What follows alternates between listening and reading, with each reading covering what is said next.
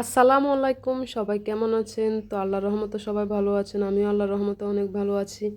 তো আজকে আপনাদেরকে দেখাবো চেংয়া মাছ রান্না করে। এই চেংয়া মাছটাকে কী নামে চিনেন সেটা একটু কমেন্টে বলবেন। আমরা চেংয়া মাছ বলি এটাকে। তো চেংয়া মাছটা আজকে রান্না করে দেখাবো। এখানে আমি সুন্দর করে পরিষ্কার করে ধুয়ে নিলাম চেংয়া মাছটা, সুন্দর করে ছোট ছোট টুকরো করে, যেরকম করতে হয় আর কি ওরকম। এটা অনেক অনেক মায়ের হাতে রান্নাটা খেলাম, কিন্তু ঢাকায় এখানে আসার পরে ওরকমভাবে খাওয়া হয়নি। এখানে আসলে এই মাছটা আমি ফাইয়ে না, এখন পাওয়ার পর নিয়ে আসলো, তো আজকে রান্না করে দেখাবো। তো এখানে একটা পাতিল বসিয়ে দিলাম, আর আমি সরষে তেল দিয়ে রান্না করব এই রান্নাটা আজকে। তো আমি পরিমাণ মতো এখানে সরষে তেল দিয়ে দিলাম। সরষে তেলটা গরম হওয়ার জন্য অপেক্ষা করতেছি। তো সরষে তেল দিয়ে আসলে রান্না করলে অনেক মজা হয় মাছটা। তো এখানে আমি পেঁয়াজ কাঁচামরিচ দিয়ে দিলাম।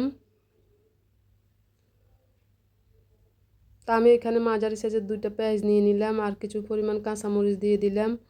তো এটাকে ভালোভাবে নাড়াচাড়া করে নিব।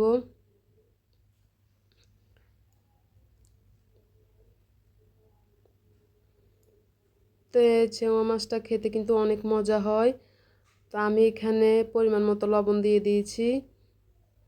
পেঁয়াজের সাথে লবণটা দিয়ে দিলে সুন্দরভাবে পেঁয়াজ একেবারে নরম হয়ে যায়, জন্য আমি সবসময় আগে পেঁয়াজের সাথে লবণটা দিয়ে দিই।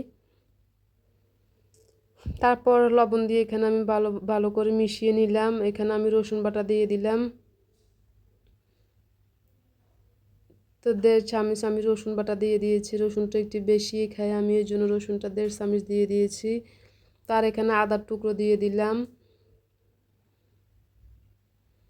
আদাটা ফ্রিজে ছিল, এই জন্য এক টুকরো পরিমাণ দিয়ে দিলাম। তারপর আমি ভালোভাবে নেড়ে চেড়ে নিলাম। এরপর আমি হলুদের গুঁড়া দিয়ে দিলাম 1 চা চামচের মতো। তারপর এখানে আমি মরিচের গুঁড়া 1 চামচ থেকে পরিমাণ মতো কম দিয়ে দিলাম। তো দিয়ে আমি ভালোভাবে নেড়ে ছেড়ে নিলাম।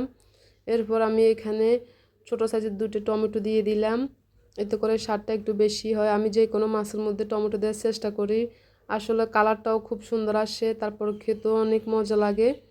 এই জন্য সবসময় আমি প্রত্যেকটা মাছ রান্না করতে টমেটো দিয়ে দিই। তো আমি এখানে একটু নাড়াচাড়া করে দিলাম। দেওয়ার পরে আমি কিছু পরিমাণে এখানে পানি দিয়ে দিচ্ছি কষানোর জন্য। তা আমি কিন্তু এখানে কোনো পরিমাণ মশলা অ্যাড করি না, কারণ এই মাছে একটা সুন্দর ফ্লেভার আছে। আমি যদি মশলা দিই ফ্লেভারটা আসলে চলে যাবে, এই জন্য আমি এখানে কোনো বাড়তি কোনো মশলা ব্যবহার করি নেই।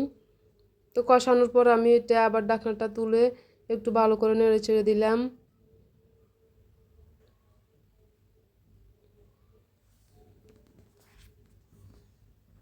তা আবার এখানে এখন মশলাটা কষানো হয়ে গেছে, এবার পরিমাণ মতো পানি দিয়ে দিব।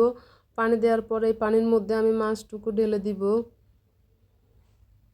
তো এখানে আমার পরিমাণ মতো পানি দেওয়া শেষ হয়ে গেছে। তারপর আমি যে সুন্দর করে কেটে রেখেছিলাম মাছগুলো ধুয়ে, ওগুলো এখন দিয়ে দিব পানির মধ্যে। তো মাছগুলো দিয়ে দিয়েছি, দিয়ে আলতো হাতে এগুলো নাড়াচাড়া করে দিব, দিয়ে ডেকে দিব আর কি। তারপর এখানে মাঝামাঝি অবস্থায় আমার মাছটা এখন কেমন হলো দেখেন। তো মাছটা প্রায় মাঝামাঝি অবস্থায় হতেছে।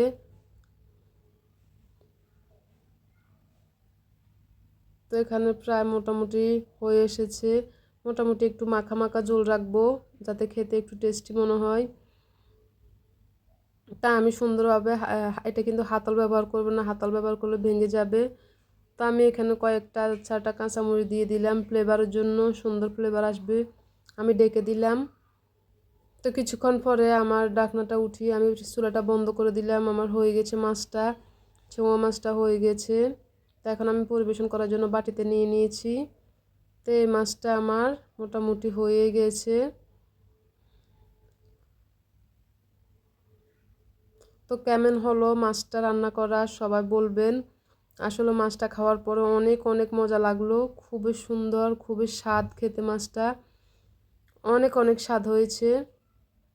তো এই মাছটা আপনারা এইভাবে রান্না করবেন। আর কে কে মাছটা চিনেন, অনেকে হয়তো বা চিনেন না, কিন্তু আমরা এই মাছটা খুবই পছন্দ করি, বেশি বেশি খেয়েছি, কিন্তু এখানে আসার পরে একেবারে খাওয়া হয়নি।